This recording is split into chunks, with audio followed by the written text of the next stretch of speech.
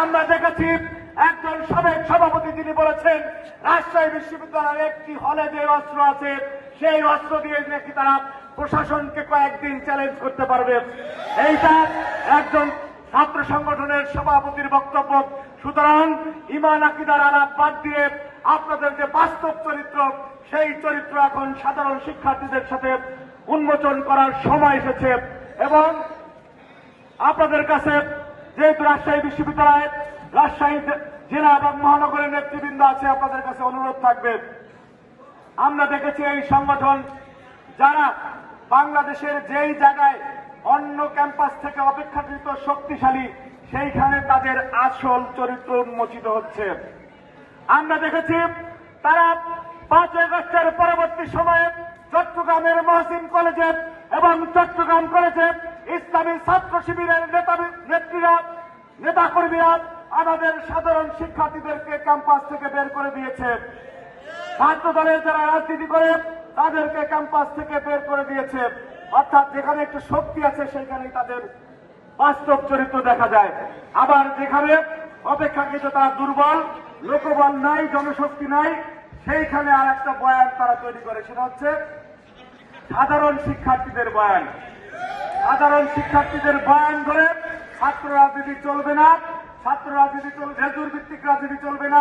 আচ্ছা, জামায়াত ইসলামীর যে মূল নেতৃত্ব তার বাইরে ইসলামী ছাত্র শিবির কথা বলছে, এটাকে আপনারা কখনো দেখেছেন? তাহলে লেজুর ভিত্তি তারা করে না, লেজুর ভিত্তি করে না। আমি এখানে দাঁড়িয়ে বলছি, চ্যালেঞ্জ করে বলছি, বাংলাদেশের গণমানুষের নেতা বিএনপির ভারপ্রাপ্ত চেয়ারম্যান জনাব তারেক রহমানের সাথে প্রায়শই আমাদের স্কাইপের মাধ্যমে কথা হয়। সেইখানে আমাদেরকে উনি অনেক বিষয়ে বলেন। আমরা গণতান্ত্রিক প্রক্রিয়ায় অনেক সময় চেয়ারম্যানের বক্তব্যকে আমরা বলি যে স্যার অথবা ভাইয়া, যে এই বিষয়টি এর চেয়ে ভালো হলে উত্তম হতো, তিনি আমাদের মতামত গ্রহণ করেন এবং এখানে পূর্ণাঙ্গ গণতান্ত্রিক ব্যবস্থা রয়েছে। আমি চ্যালেঞ্জ করে বলছি, ইসলামী ছাত্র শিবিরের যারা আছেন, আমার এই বক্তব্যটি আপনারা শুনবেন।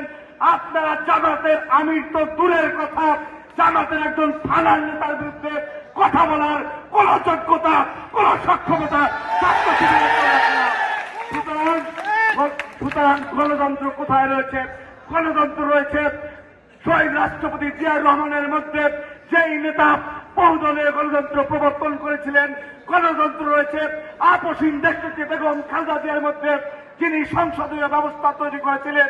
গণতন্ত্র রয়েছে তারেক রহমানের মধ্যে, যিনি তৃণমূল থেকে কেন্দ্র পর্যন্ত প্রত্যেকের মতামতকে গুরুত্ব দিয়ে থাকেন। আপনাদের মধ্যে কোনো গণতন্ত্র নাই, আপনারা চাপিয়ে দেওয়া সিদ্ধান্তই পালন করেন। আর টেলিভিশন টক শোতে, সামাজিক যোগাযোগ মাধ্যমে ভুল ভোর আইডি তৈরি করে তারপরে বিভিন্ন ন্যারেটিভ তৈরি করে লেজুর ভিত্তির বয়ান দিয়ে থাকছেন। ধিক্কার জানাই আপনাদেরকে। ইসলামী ছাত্র শিবির বাংলাদেশের সবচেয়ে লেজুর ভিত্তিক ছাত্র সংগঠন। প্রিয় উপস্থিতি, আমরা এখন মিলাদ হবে।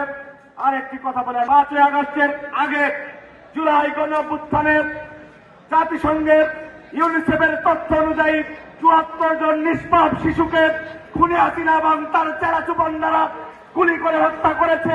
184 জন শিশু কিশোরকে হত্যা করেছে।